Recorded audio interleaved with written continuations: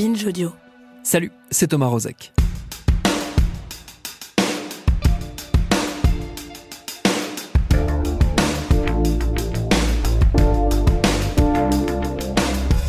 On est encore loin d'avoir fait le tour des effets à long terme du mouvement MeToo et de ses différentes répliques dans tout un tas de secteurs professionnels, les médias, le monde politique, le monde universitaire, etc., etc. Alors évidemment, on n'en est encore qu'au début, il reste beaucoup de chemin à parcourir, mais au moins le sujet est sur la table. Par contre, que se passe-t-il quand le grand chamboulement n'a pas eu lieu ? C'est une des nombreuses questions qui animent le reportage en 2 parties qui va nous occuper aujourd'hui et demain. Il est signé Zazie Tavissian et Quentin Bresson. Bienvenue dans Programme B.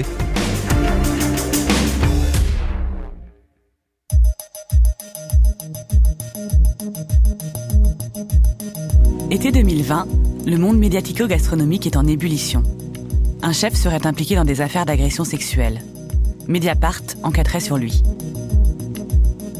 Tout le monde veut savoir. De qui parle-t-on ? Est-ce ce grand chef de ce palace étoilé ? Ou bien celui-là, qui passe à la télé ? Fin septembre 2020, le chef en question, Taku Sekine, se suicide. Sans enquête et sans jugement. Certains dénoncent un complot. La faute des médias et des réseaux sociaux qui l'ont jeté en pâture. D'autres déplorent des paroles de victimes confisquées et un monde de la restauration en vase clos où la violence règne toujours. Ce qui est certain, c'est que cette histoire a ébranlé l'industrie gastronomique et les médias qui gravitent autour. J'ai eu envie d'aller interroger des chefs, des journalistes, des avocates pour comprendre. Comment un milieu qui produit des choses aussi bonnes peut engendrer des actes aussi violents ? Et cela, dès l'apprentissage. Pourquoi est-ce si difficile pour les personnes concernées de parler de ces violences et de se faire entendre ? Quelles responsabilités les médias ont-ils ? Enfin, comment changer les choses ? Ces 2 épisodes ne prétendent pas apporter des réponses définitives et indiscutables. Ils sont le début d'une réflexion, et je l'espère, d'une prise de conscience nécessaire, large et collective.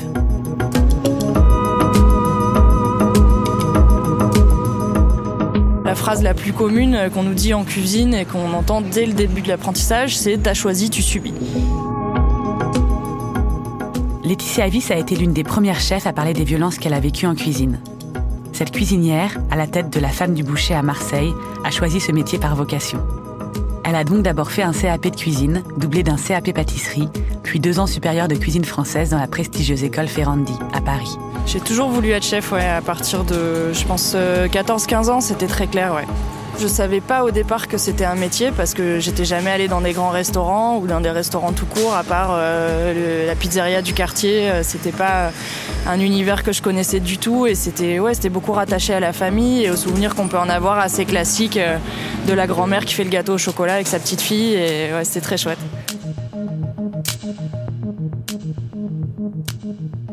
Comme toujours, son apprentissage à l'école comprenait des stages dans des restaurants où elle a appris énormément. En même temps qu'elle a découvert un univers violent qu'elle ne soupçonnait pas. C'était un peu le grand écart entre le fait que j'avais peur d'aller travailler et en même temps j'étais super heureuse de ce que j'apprenais. Et ça, c'est vrai que c'est quelque chose qui est très important dans l'apprentissage violent. C'est qu'il y a beaucoup de gens qui me disent « mais comment t'as fait pour tenir ? Comment ça se fait que t'as pas craqué ?» Mais parce qu'en fait, on est tellement, quand on est passionné, on est tellement heureux malgré tout.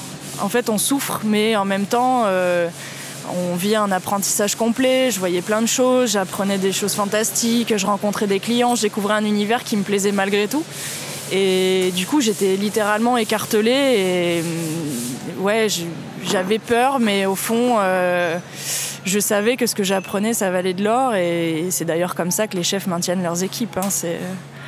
Ça a été de pire en pire la première année. En fait, finalement, c'était un peu le monde des bisounours par rapport à ce qui m'est arrivé quand je suis rentrée à l'école sup, où là, j'ai été envoyée dans un stage chez un chef étoilé parisien qui était complètement fêlé, qui lui était vraiment...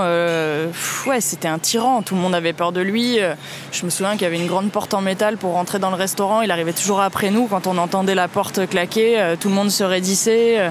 On avait tous extrêmement peur de lui, il était super violent et finalement, je vais pas dire que c'est de la lâcheté, parce que Le reste de l'équipe subissait la même chose que moi, évidemment. Tout le monde était à la même enseigne. Alors, quand c'est pas sexuel, c'est des coups, c'est des insultes, c'est de l'humiliation, c'est toutes ces choses-là.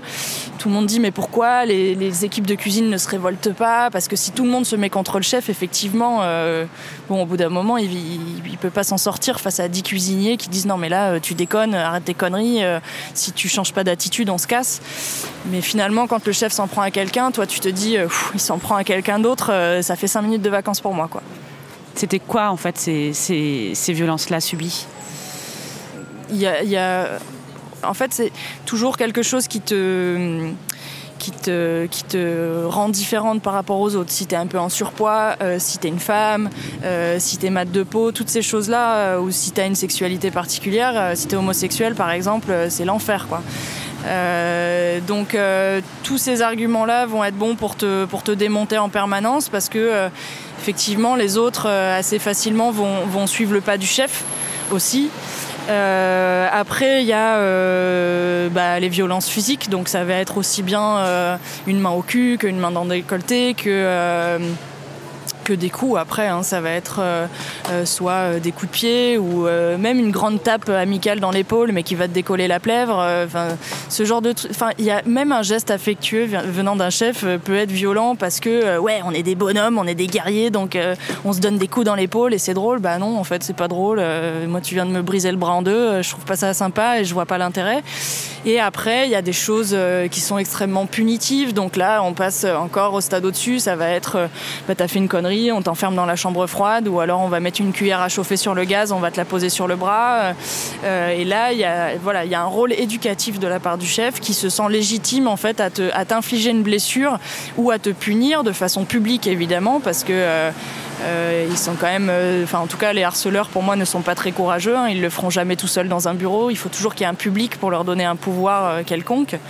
J'ai assisté à des punitions de gamins qui étaient envoyés à récurer tout un étage à l'acide, à la brosse à dents sans protection, qui se brûlaient les mains à l'acide au 3e degré. Des choses qui sont abominables. Et puis après il y a aussi, donc là c'est censé être drôle, il y a beaucoup de bizutage.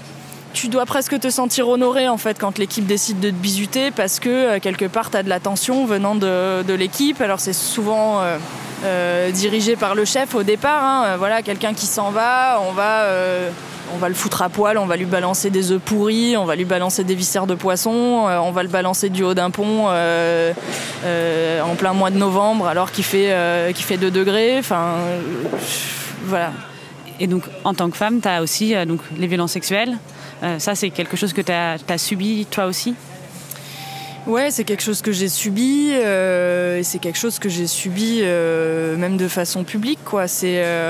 Alors ça va aussi bien toucher à ton intimité, c'est-à-dire par exemple tu vas te changer, le chef et ses potes trouvent ça normal de venir te mater pendant que tu changes, où là effectivement il n'y a pas de geste, mais bon voilà, de toute façon t'appartiens au restaurant, donc c'est très très rare les établissements où il y a 2 vestiaires séparés, et de toute façon la nana si elle se change, pourquoi tirer te changer dans les chiottes et t'enfermer à clé, c'est bon, on bosse ensemble. Et à côté de ça, ça va être des mains dans la culotte, des mains dans le soutif. Encore une fois, tu fais partie intégrante du restaurant, donc si le chef a envie de te tripoter comme ça vite fait en allant chercher une assiette, il est dans son bon droit.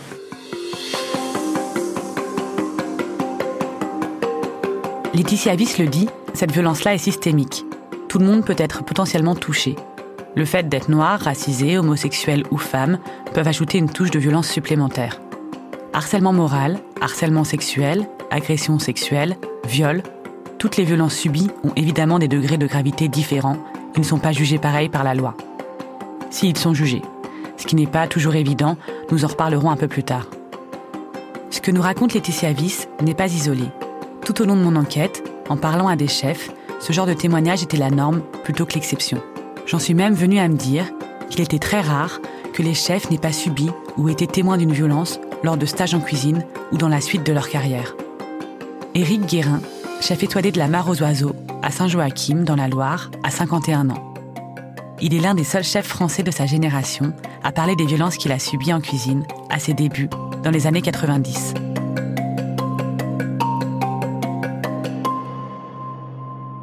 à l'époque, par piston, je suis rentré dans une très grande maison parisienne, 3 étoiles, avec une grosse pression. On commençait le matin à 7h. Il fallait arriver avant pour cacher les casseroles pour pas que les voisins nous les piquent. Après, toute la journée, c'était sous pression. On mangeait pas, ni midi ni soir, des fois une pomme. On était tous chutés au guronzan. Et c'était la guerre. Donc moi je suis arrivé là, j'étais un petit garçon timide, qui parlait pas beaucoup, très renfermé un petit peu. Au bout de 3 mois, j'étais pratiquement le plus vieux de la cuisine. Et puis là par contre c'était assez violent psychologiquement. C'était le chef, il venait derrière nous, il nous écrasait les épaules et il nous disait ah, t'es encore là, toi, je veux plus te voir dans ma cuisine, comment ça se fait que t'es encore là? Et puis moi, je me rappelle, je me coupais les doigts au couteau tellement j'avais peur. Et moi, j'ai vu des services où toute la cuisine pleurait parce que il y avait un de nos gars un de nos potes qui était en train de se faire démolir. Et les gars, on était tous en train de pleurer derrière nos fourneaux. Il y avait des rituels. Le dimanche, le chef était pas là. Les seconds, ils se faisaient servir à manger dans la cuisine en grande pompe. Et on savait qu'ils allaient choisir un gars et le démonter pendant tout le service. Et en général, c'était le chouchou du chef. Ou un que le chef avait pas touché de la semaine. C'est des choses comme ça. Mais en même temps et à l'inverse, on devenait complètement accro. Et moi, ces gens-là... je les respecte énormément et ils m'ont aussi poussé hors de mes limites et ils m'ont permis de faire plein de choses. Mais pour arriver à peut-être libérer un gamin comme moi, on en casse 50 ou 60. Et moi, j'aurais pu être cassé aussi. On a l'impression que si ça s'arrête, on va tout perdre. Surtout à l'époque, on travaillait beaucoup pour le CV. Donc, quand on était dans ces grosses maisons-là... toute la journée, on entendait dire de toute façon, vous allez tout perdre. Et je suis resté comme ça pendant 1 an, mais au bout d'un moment, je suis devenu un guerrier, c'est-à-dire que du petit garçon très timide et très renfermé, je suis devenu un vrai soldat. Je suis devenu quelqu'un qui faisait la loi, qui courait partout, qui me battait contre les autres.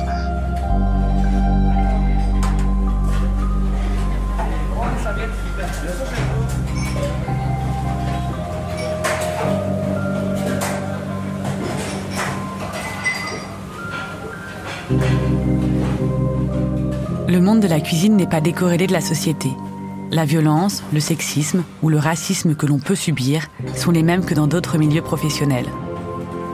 Mais parce que l'on se forme très jeune au métier de cuisinier, que l'on travaille souvent 70 heures par semaine, dans un cadre très hiérarchique, qu'on y manipule du vivant et des couteaux, c'est un système qui a tout pour être encore plus explosif, notamment au moment du service. C'est ce que m'a raconté la chef Manon Fleury, qui a d'abord fait une classe prépa littéraire avant de s'orienter vers un CAP cuisine, puis un bachelor à l'école Ferrandi.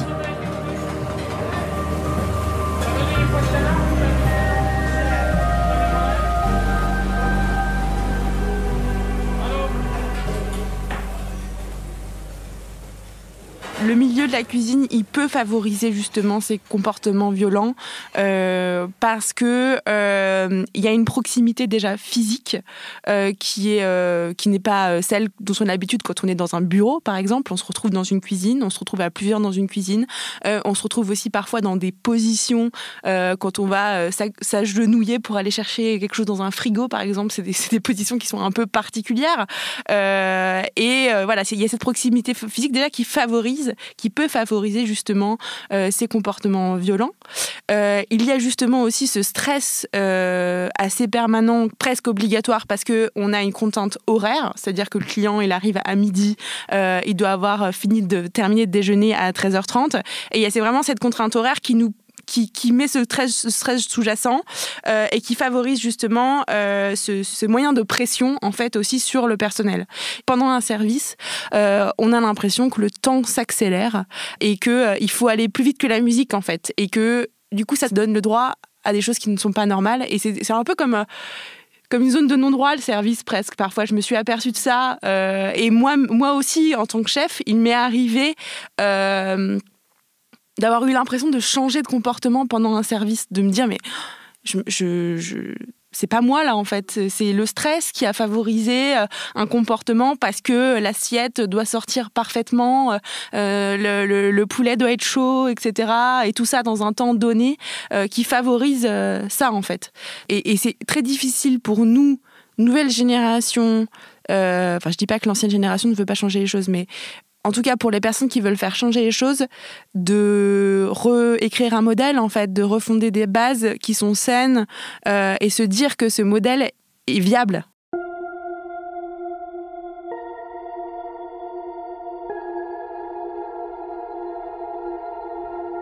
Moi, j'ai fini par craquer littéralement à ce stage. Enfin, là, c'était...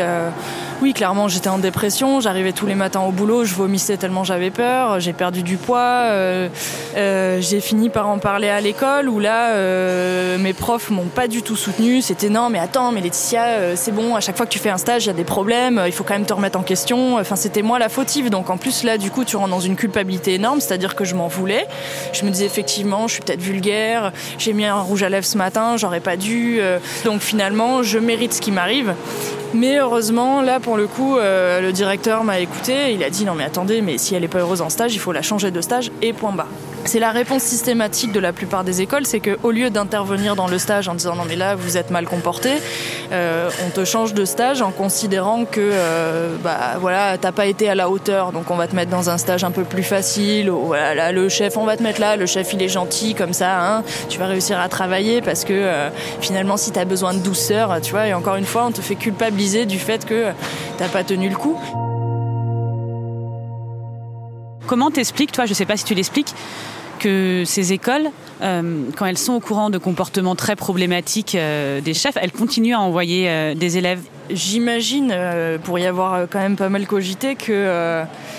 comment dire, c'est ce qui fait partie du prestige, enfin c'est ce qui fait, oui, ça fait partie intégrante du prestige de l'école, c'est que ils peuvent mettre en avant des grands noms de la cuisine française aux jeunes étudiants qui veulent s'inscrire, et du coup ça fait un peu strass et paillettes, et donc perdre ces chefs-là, c'est perdre un peu de sa superbe, et du coup je pense qu'ils ont envie de continuer en se disant que bon bah finalement les élèves c'est un peu de la chair à canon, mais ce qu'il y a de plus important c'est le prestige et la réputation de l'école, et s'il y en a un qui craque, bon bah finalement s'il craque vraiment on va le changer de stage, mais on trouvera bien quelqu'un d'autre à le mettre à sa place pour entretenir la relation avec ces chefs-là.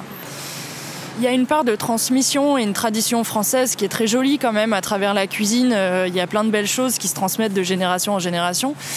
Et malheureusement, la violence en fait partie parce que ça a toujours été comme ça. Et les chefs de la génération d'avant moi trouvent pas ça normal. Ils sont déjà en train de changer d'attitude pour certains, mais malgré tout, bon, ils ont été élevés comme ça et ça les a pas empêchés de vivre. Et du coup, je pense que on est en train de toucher à quelque chose de...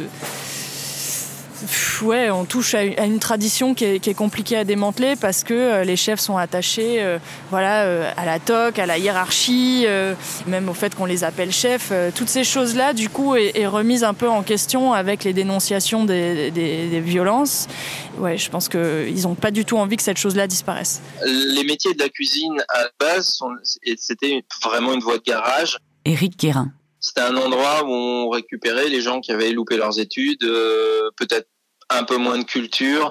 Les cuisiniers, c'était pas très bien vu. Il y a quelques années, même moi, quand j'y commençais, c'était pas très bien vu. D'ailleurs, mes parents ont tout fait pour pas que je rentre en cuisine. C'était les serveurs qui tenaient le haut du panier. Eux étaient payés au pourcentage. Ça faisait bien d'être serveur dans une maison. Les cuisiniers, on nous appelait les grouillots ou les cuistots ou les graisseux. On était derrière, fallait pas nous voir.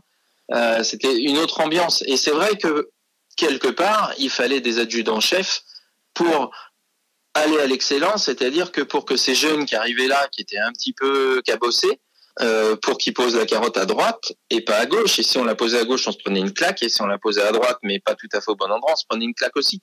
Donc, à force, on savait qu'on posait toujours la carotte au même endroit. Moi, j'ai eu une anecdote où j'ai mis trop d'eau dans les champignons. On m'a posé la main sur le fourneau, on a pris la casserole bouillante, on me l'a posée sur la main. J'ai toujours ma petite cicatrice, mais dans ma tête, plus jamais j'ai mis trop d'eau dans les champignons. Et effectivement, c'était une autre époque. La seule chose, c'est que ça a formé des adjudants-chefs qui, aujourd'hui, ne sont plus en phase avec les jeunes qui viennent.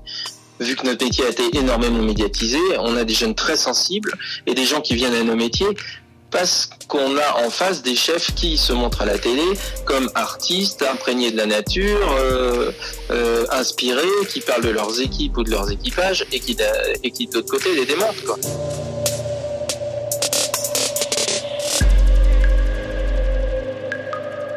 Nous reparlerons de la starification des chefs dans l'épisode 2. Éric Guérin parle ici d'adjudant-chef, ce qui n'est pas anodin lorsque l'on évoque le monde de la cuisine hérité du fonctionnement militaire. Auguste Escoffier, chef écrivain qui, à la fin du 19e siècle, a codifié la cuisine française, s'est inspiré directement de son passage dans l'armée pour fixer les règles. Encore aujourd'hui, une équipe de cuisine s'appelle une brigade.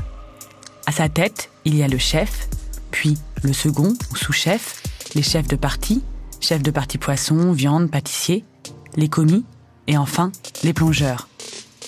Le vocabulaire aussi est militaire. On parle de coup de feu au moment du service, par exemple. J'ai demandé à Manon Fleury comment elle avait géré cet héritage et cette hiérarchie lorsqu'elle est devenue elle-même chef du restaurant Le Mermoz, à Paris. Ce qui était intéressant, c'est que j'ai choisi un second qui venait d'un autre milieu qui était reconverti. Et en fait, je pense que c'est pas pour rien que j'ai choisi cette personne. C'était quelqu'un qui m'a tout de suite remise en question pour le bien et le mal. C'est-à-dire qu'il m'a dit... c'était quelqu'un qui acceptait assez peu l'autorité que moi, j'avais appris et intégré dans les cuisines dans lesquelles j'avais travaillé. Et en fait, il m'a tout de suite remis en question sur certains principes que j'avais posés. J'ai accepté de me remettre en question et de revoir un peu mes bases et mon organisation. C'était quel genre de principe, concrètement? C'était... quelque part, par exemple, le fait d'être prêt à 11h30 avant un service et de le mettre de manière autoritaire en disant on est prêt à 11h30, ça doit être comme ça, etc. Sans certaine flexibilité. Des manières de parler aussi, sans mettre les formes, il faut aller vite, etc. Ce qui est vrai, c'est que parfois, pendant un service, on n'a pas le temps de dire s'il te plaît, est-ce que tu peux me passer le sel? On dit donne-moi le sel, parce qu'il faut aller vite. Il y avait des attitudes qui étaient en fait, parce que on rentrait dans le métier, étaient corrélées aussi d'une espèce de colère que moi je pense que j'avais ressentie pendant tout mon apprentissage, pendant les services, avec cette espèce de tension qui monte avant les services, et du chef qui doit asseoir son autorité et dont on a peur en fait finalement. On a peur de cette autorité-là, on a peur de louper son plat, on a peur de louper son assiette. Je me mettais dans cet état-là en fait avant chaque service. Et je pense que quelque part, Johan, il m'a permis de désamorcer ça. Et de me dire mais non, mais on n'est pas obligé d'être dans cette attitude-là avant chaque service, on n'est pas obligé de se mettre dans ce truc-là pour réussir un service. Après, on a commencé à être davantage de personnes dans la brigade parce que ça a fonctionné, parce que je pense aussi qu'il y avait une bonne ambiance, etc. Et on a réussi à recruter assez rapidement et à former une super équipe. Je sentais qu'il y avait un problème aussi via l'organisation. Et j'ai essayé de réfléchir justement à l'organisation de l'équipe. Et je me suis aperçue qu'en organisant, en planifiant, en cadrant, en faisant aussi confiance aux gens, parce que ça, c'est des règles de management, je me suis aperçue qu'il y avait un cercle vertueux qui se mettait en place et qui fonctionnait très bien. Ouais, c'est se parler, en fait, tout simplement. C'est communiquer, exactement. Et parfois, on m'a déjà dit « Mais Manon, j'ai l'impression que tu surcommuniques, tu parles trop ». Et en fait, la surcommunication, bien sûr, parfois c'est un peu épuisant pour les gens qui travaillent avec ça, mais ça fonctionne quand même assez bien. Qu'est-ce qui a fait que vous vous êtes dit voilà, peut-être qu'il existe d'autres modèles, ou en tout cas, moi, je vais pas continuer sur ce modèle-là de violence dans ma cuisine? J'ai tout quitté en très peu de temps, puisque ça m'a pris comme ça. Je suis parti en 4-5 mois. À l'époque, je suis parti du Jules Verne, donc grosse brigade, grosse maison sur la Tour Eiffel. Ça faisait 2 ans et demi que j'y étais. 10 ans donc que j'étais à Paris. J'étais un peu à bout, un peu usé. Il y avait pas vraiment de chef chez qui je voulais aller, parce que justement, j'avais peur de me retomber dans une brigade de fous. Et je suis venu m'installer en Brière. Et là, en Brière, j'ai tout quitté. Mes parents, ma famille, mes amis, tout mon cercle, et puis toute cette pression parisienne que j'avais depuis 10 ans quand même, qui était assez forte. Et je me suis retrouvé dans ma cuisine, on était 3, 4, et puis pareil en salle, on est 2, 3, petite maison. Et je me rappelle à l'époque, mon pâtissier, je lui jetais les assiettes contre le mur en hurlant, et entre les services et tout ça, et je jetais les casseroles au milieu du fourneau. Et puis un jour, je me suis vu en fait, et je me suis dit, mais qu'est-ce que tu fais là? C'est complètement ridicule ce que tu es en train de faire. Et à partir de ce moment-là, j'ai fait complètement marche arrière, d'autant que les jeunes qui travaillaient avec moi, c'était ma seule famille à l'époque. C'était les seules personnes que je fréquentais, puisqu'on était en milieu clos toute la semaine, dans ma petite auberge, on avait très peu de clients, donc on passait beaucoup de temps ensemble. Et à partir de ce moment-là, j'ai vraiment fait marche arrière. Vous aviez en fait reproduit, sans réfléchir, ce que vous aviez vécu, quoi, ce qui est assez courant. Parce qu'à l'époque, pour moi aussi, c'était normal qu'il fallait avoir la pression. On vous enseignait qu'il fallait pousser à bout pour garder toujours les meilleurs. Moi, j'arrivais le matin dans un autre restaurant, on me mettait 2 gars, on me faisait venir dans le bureau à 8h, on me disait, je t'en ai mis 2, tu tapes dessus, tu les pousses à bout, et le meilleur, on le garde. Voilà. Donc pendant 2 jours, 3 jours, allez, boum, boum, boum, boum, boum. J'étais vraiment un méchant. Hein. Et bah, quand j'ai fait ça pendant quelques années, d'un seul coup, bah forcément, ça devient normal de le faire.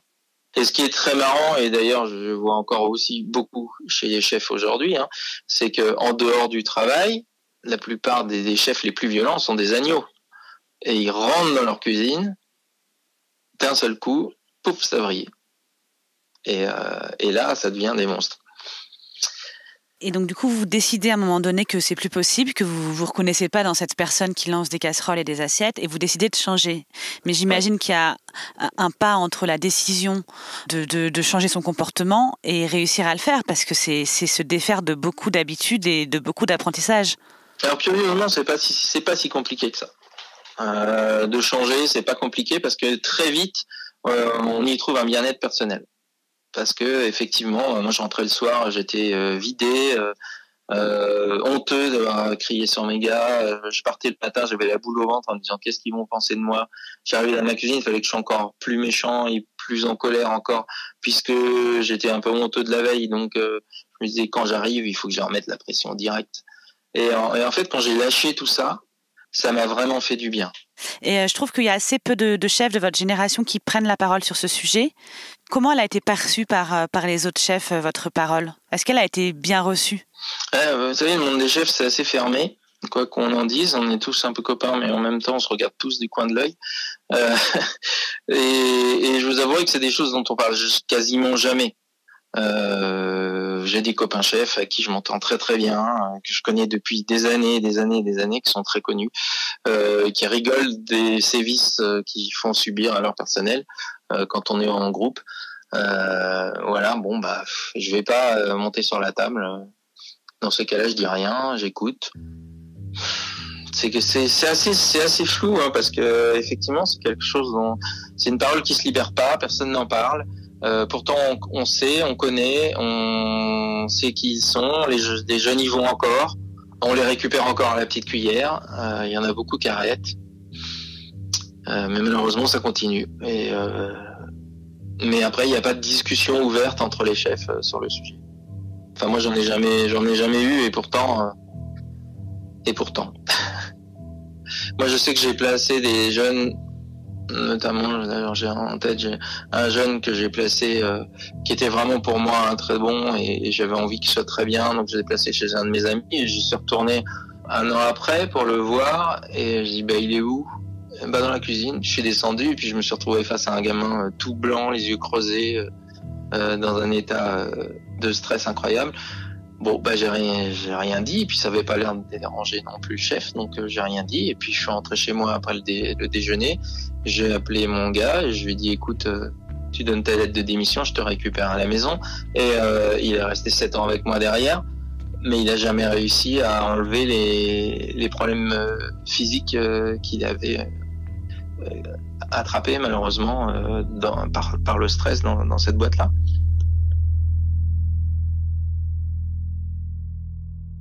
Et vous disiez tout à l'heure que vous aviez quand même été un peu mis de côté pour avoir parlé de ça. Mais je pense que ça plaît pas, forcément, puisque je dis tout haut ce que personne ne dit, ou en tout cas ce qui se dit pas dans le métier.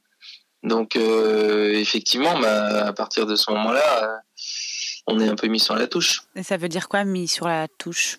On est moins invité au truc entre chefs, ou alors quand on y va, il y a 2-3 qui viennent nous parler, et puis les autres nous boudent.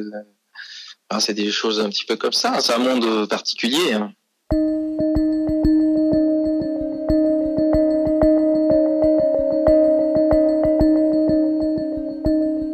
Même s'il l'a revu à de nombreuses reprises, Éric Guérin n'a jamais reparlé à son chef de l'époque des violences qu'il avait subies dans ses cuisines. Il n'a pas porté cette affaire devant la justice. Laetitia Wyss non plus. Déjà parce qu'à l'époque où j'étais dans le vif du sujet, j'en aurais été absolument incapable. Et parce que j'avais peur, parce que effectivement cette épée de Damoclès qu'on a au-dessus de la tête qui est tu travailleras plus nulle part, c'est quand même une vraie menace quoi. Quand on aime son métier, on préfère effectivement se dire la solution c'est de partir. Et aujourd'hui, si je le fais pas, c'est parce que honnêtement, j'en ai toujours pas le courage. Alors pour d'autres raisons, c'est que c'est quand même un sujet qui est très pesant. En parler déjà, c'est difficile. Et là, me retrouver face à mes bourreaux devant un avocat et une cour d'assises, ça me tétanise quoi. J'ai mis du temps à m'en remettre. Aujourd'hui, j'ai ouvert un restaurant, j'ai envie que ce soit positif, j'ai envie d'avoir de l'énergie positive à donner à mes clients et j'ai pas le cran. J'admire beaucoup les femmes qui ont le courage de le faire et d'ailleurs, il y a énormément de femmes qui ont le courage de le faire et qui ne sont jamais entendues. Donc c'est d'autant plus décourageant. J'ai parfois entendu, notamment dans certaines rédactions où se posait la question de mettre tel ou tel chef soupçonné de violence en une d'un magazine. Le problème, c'est que c'est parole contre parole. Nous ne pouvons pas faire grand-chose tant qu'il n'y a pas de plainte. Il n'y a aucune obligation pour les victimes à porter plainte. Et il y a plein d'autres façons de se réparer. Mais la justice peut être une voie importante. Si les victimes ne l'empruntent pas plus, ce n'est pas par flemme ou lâcheté, mais car ce chemin est souvent semé d'embûches. Quand on est victime de violences sur son lieu de travail, qu'est-ce que c'est les solutions? Quels sont les recours? Oui, alors la victime qui est violentée sur son lieu de travail, que ce soit du harcèlement ou des agressions sexuelles ou même pire, un viol, a deux possibilités. Maud Beckers est avocate. Elle défend les femmes dans les dossiers de violence au travail. La première possibilité, qui est celle à laquelle elles vont immédiatement penser, c'est de trouver une solution pour faire condamner le coupable de l'agression. Donc la personne physique, l'agresseur, celui qui leur a fait du mal. Et donc là, elles doivent s'orienter vers le commissariat de police pour déposer une plainte pénale. Mais souvent, dans les dossiers de harcèlement sexuel au travail et de violence sexuelle au travail, il se trouve que les femmes sont aussi victimes d'une double injustice, puisqu'en plus d'être violentées physiquement ou harcelées sexuellement, elles ont aussi des difficultés sur leur lieu de travail quand elles dénoncent les faits.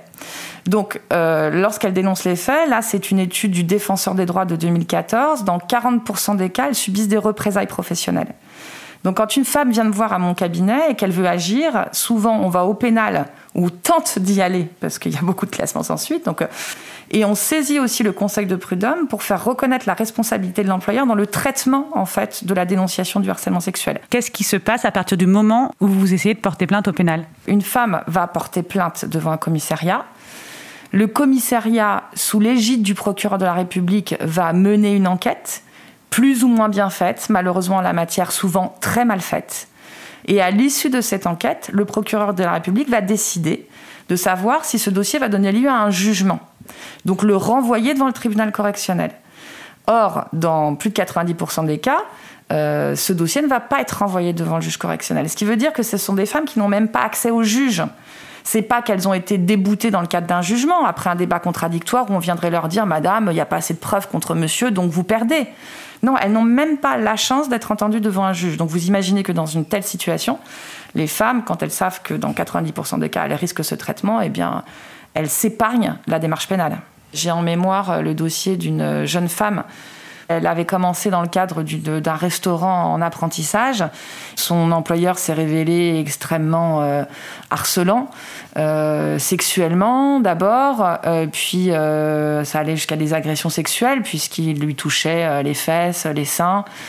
Du harcèlement moral en représailles à ses refus. Donc elle a vécu un véritable enfer en cuisine. Et elle avait pourtant un certain nombre d'éléments qui venaient soutenir ces dénonciations. Elle avait 2 collègues témoins qui avaient fait des attestations. Elle avait des SMS de son employeur qui lui disaient qu'il l'aimait et il lui envoyait des photos de son sexe. Elle avait aussi des petits mots manuscrits qu'il lui laissait, et pour autant, elle allait déposer plainte et ça a été classé sans suite. Et c'est désespérant, surtout quand on a ce système de preuves. Heureusement, elle est allée au Conseil de prud'homme.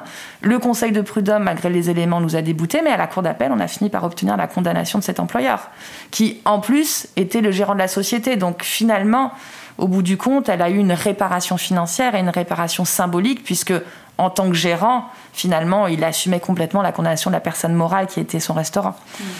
Donc, finalement, cette histoire s'est bien terminée, mais elle aurait dû mener à une condamnation de cet employeur devant les juridictions pénales, ou tout du moins un procès. Mais elle n'y a même pas eu le droit à ce procès.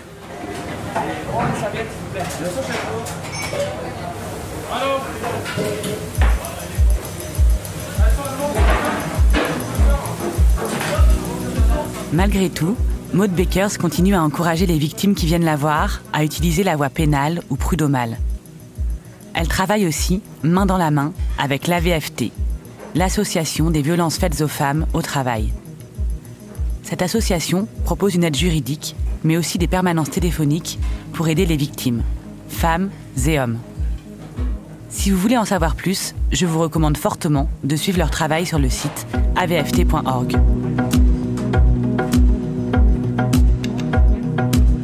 Dans le second épisode, j'interrogerai le rôle des médias gastronomiques dans le traitement des violences en cuisine et je vous parlerai des chefs qui font bouger le monde de la restauration. Car il y en a.